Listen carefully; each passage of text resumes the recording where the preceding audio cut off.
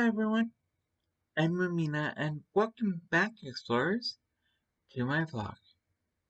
If you happen to be new here or are a repeat visitor, be welcome. Be sure to also look at the description below for all credits given.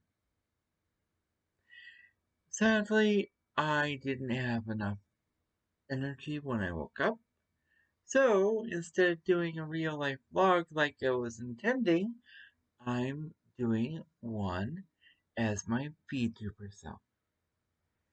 And that is to hopefully have enough energy to do another real life vlog for next Sunday.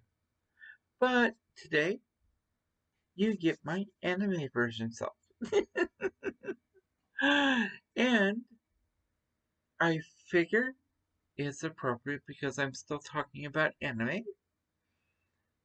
And this time, I'm actually going to be talking specifically about an anime that's considered a shoujo anime.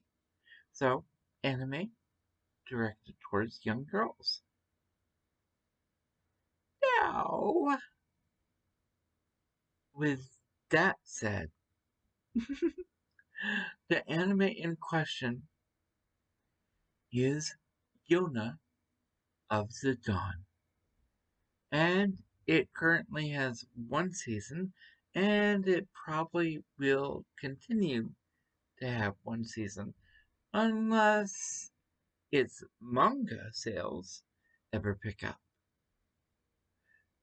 But, you know, it's one of those things where, as I watched Yona of the Dawn, I'm thinking, is this really a shoujo anime? It's actually not sappy. It's not full of silly romance. Like, oh, this girl is so comically in love with that guy. No. Everything about this series is serious all the way through. Yes, there are comedic parts, but everything else is really serious.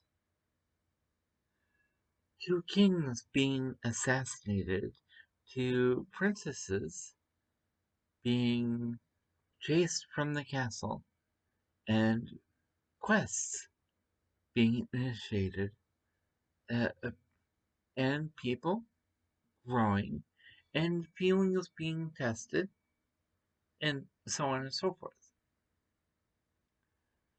The reason I mention feelings, though, is yes, this anime has a heavy depiction of feelings and emotions and how complex they actually are. For example, Yona is the princess I was talking about. She, I don't know if she's still it. She's one of these characters who is madly in love with another character, and before you ask, yes, this is set in a time when incest in the royal families was a thing. And also, bear this in mind, it's a fantasy world. So, what we wouldn't do or consider a taboo in our world doesn't actually affect people in the fantasy worlds. At least one would hope. But either way, you have the main character, which is Yona, who is so shocked that the person she loves kills her father straight out. And the only reason I'm saying anything about this is because this is the first episode and it's not really spoiling the story. What did spoil the story is when I saw comments about, oh, I hate this princess. How dare she have feelings for her murderer, or her father's murderer? You know, human emotions and feelings are complex. People react to certain things in different ways. Some people can drop the person like that. Other people who've had deep-seated feelings for somebody for a very long time, from childhood even, have a harder time letting go.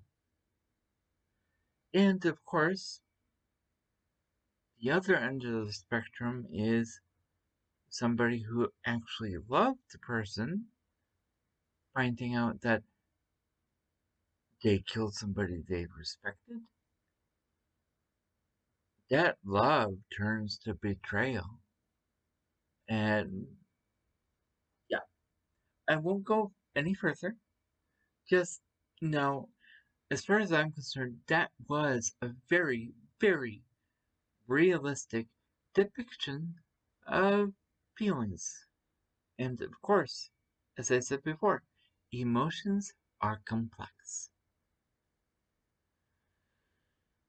And finally, the last topic I want to touch on is the person who, um, the person or YouTuber, I can't remember their name, who recommended Yona of Dawn said, if you're a person who loves One Piece and all the magical dragons and stuff like that,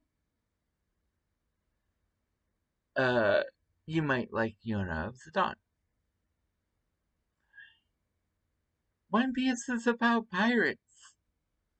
One of the reasons they mention pirates, one of the reasons they mentioned One Piece is there is a section where Yona, a princess of this particular fantasy kingdom, actually takes on the role of a pirate.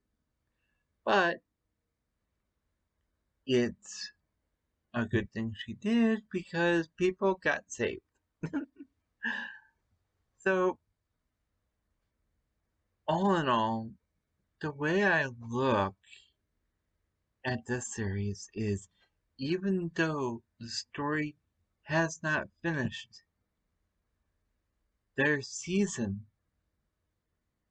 starts with the main character being ousted from her castle, with her growing and learning about her kingdom that she grew up in, as well as how her father and his rule actually affected the entire kingdom. And she grows stronger for it. And, of course, there's a quest in which she has to find, oh, 4 different dragon warriors.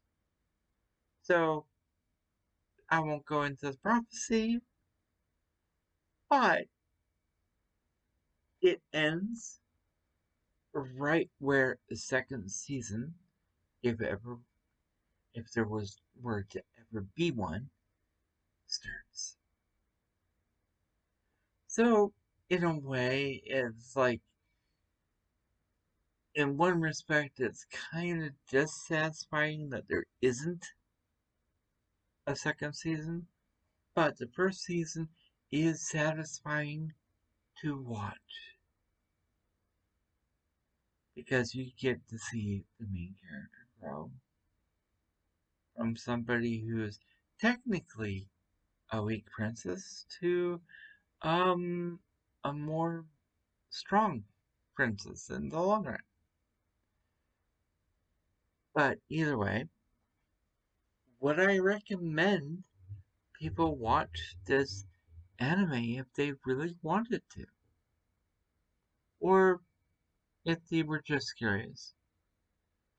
The answer is even though the anime's story technically still has to continue, it is a good watch no matter what. So yeah, I definitely do recommend it. And if you're a person who loves One Piece, yeah, Yona of the Dawn might be a little bit more of an easy uh watch versus One Piece. Last I knew, it was over 1,000 episodes for One Piece. Yona of the Dawn, 24 episodes and done, you're done. And of course, if you have the time to read the manga, go ahead. Read the manga instead, because as far as I know, that may have actually continued and finished, but don't quote me on it. But at this point, I think I'm going to end this episode here and leave you all with this.